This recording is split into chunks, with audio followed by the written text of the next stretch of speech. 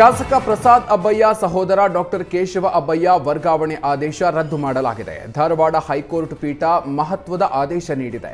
ಗದಗ ವೈದ್ಯಕೀಯ ಸಂಸ್ಥೆಯ ದಂತ ಚಿಕಿತ್ಸಾ ವಿಭಾಗದಲ್ಲಿ ಡಾಕ್ಟರ್ ಕೇಶವ ಅಬ್ಬಯ್ಯ ಪ್ರಾಧ್ಯಾಪಕರಾಗಿದ್ದರು. ಡಾಕ್ಟರ್ ಕೇಶವ ಅವರನ್ನ ಹುಬ್ಬಳ್ಳಿಯ ಕಿಮ್ಸ್ಗೆ ಸರ್ಕಾರ ವರ್ಗಾವಣೆ ಮಾಡಿತ್ತು. ತಾಯಿಯ ಅನಾರೋಗ್ಯದ ಕಾರಣದಿಂದ ವರ್ಗಾವಣೆಗೆ ಮನವಿಯನ್ನ ಮಾಡಿಕೊಂಡಿದ್ರು. ಈ ಹಿನ್ನೆಲೆ ಡಾಕ್ಟರ್ ಕೇಶವ ಅಬ್ಬಯ್ಯ ಅವರಿಗಾಗಿ ಕಿಮ್ಸ್ನಲ್ಲಿ ಸರ್ಕಾರ ಕಾಯಂ ಹುದ್ದೆ ಸೃಷ್ಟಿಸಿತ್ತು.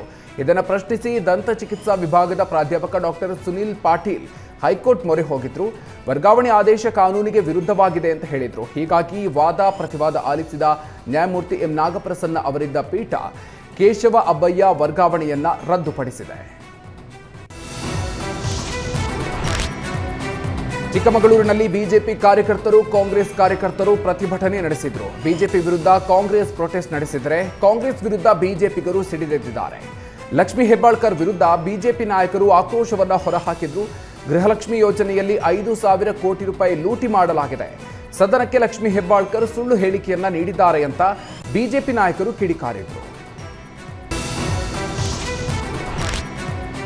ಬೀದಿ ನಾಯಿಗಳನ್ನ ಶೆಲ್ಟರ್ನಲ್ಲಿ ಹಾಕಲು ಸುಪ್ರೀಂ ಕೋರ್ಟ್ ಆದೇಶ ನೀಡಿತ್ತು. ಇದೀಗ ಆದೇಶ ಪಾಲನೆ ಹೆಸರಲ್ಲಿ ಮೂಕ ಪ್ರಾಣಿಯನ್ನ ಅಮಾನವೀಯವಾಗಿ ನಡೆಸಿಕೊಳ್ಳಲಾಗ್ತಾ ಇದೆ.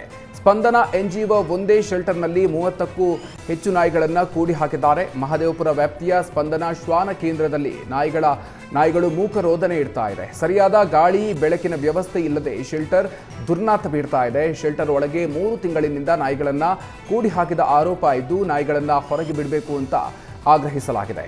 ಕಾಡುಗೋಡಿ ಪೊಲೀಸ್ ಠಾಣೆಯಲ್ಲಿ ಜಿಬಿಎ ಅಧಿಕಾರಿಗಳು ಮಹದೇವಪುರ ಎಬಿಸಿ ವಲಯ ಕೇಂದ್ರದ ಸಹಾಯಕ ನಿರ್ದೇಶಕರ ವಿರುದ್ಧ ಎನ್ಸಿಆರ್ ದಾಖಲಾಗಿದೆ. ಬೆಂಗಳೂರಿನಲ್ಲಿ ಸಿನಿಮಾ ನಿರ್ಮಾಪಕ ಆಗಿರುವ ಹರ್ಷವರ್ಧನ್ ಮೇಲೆ ಕಳ್ಳತನ ಮಾಡಿದ ಆರೋಪ ಇದೆ. ಕೆಲವು ದಿನಗಳ ಹಿಂದೆ ಪತ್ನಿಯನ್ನೇ ಕಿಡ್ನಾಪ್ ಮಾಡಿದ್ದ ನಿರ್ಮಾಪಕ ಹರ್ಷವರ್ಧನ್ ಅನ್ನ ಕಳ್ಳತನ ಆರೋಪದ ಅಡಿ ಉತ್ತರ ಕನ್ನಡ ಜಿಲ್ಲಾ ಪೊಲೀಸರು ಬಂಧಿಸಿದ್ದಾರೆ. 2017ರಲ್ಲಿ ಸಿದ್ದಾಪುರದ ಹಲಗೇರಿ ಸಮೀಪ ಮನೆಯೊಂದರ ಬಾಗಿಲು ಮುರಿದು ಬಂಗಾರ ಕಳ್ಳತನ ಮಾಡಿದ್ದಾನೆ ಅಂತ ಆರೋಪಿಸಲಾಗಿದೆ. ಪ್ರಕರಣದಲ್ಲಿ ಬಂಧಿಯಾಗಿದ್ದ ಹರ್ಷವರ್ಧನ್ ಜಾಮೀನು ಪಡೆದು ಹೊರಗೆ ಬಂದಿದ್ರು. ಕೋರ್ಟ್ನಿಂದ ಹರ್ಷವರ್ಧನ್ಗೆ 10 ಬಾರಿ ವಾರೆಂಟ್ ಜಾರಿಯಾದರೂ ಕೂಡ ವಿಚಾರಣೆಗೆ ಹಾಜರಾಗಿಲ್ಲ. ಇದೀಗ ಸಿದ್ದಾಪುರ ಕೋರ್ಟ್ ಆದೇಶದಂತೆ ಬೆಂಗಳೂರಿನ ಬ್ಯಾಟರಾಯನಪುರದಲ್ಲಿ ನಿರ್ಮಾಪಕನನ್ನ ಪೊಲೀಸರು ಬಂಧಿಸಿದ್ದಾರೆ.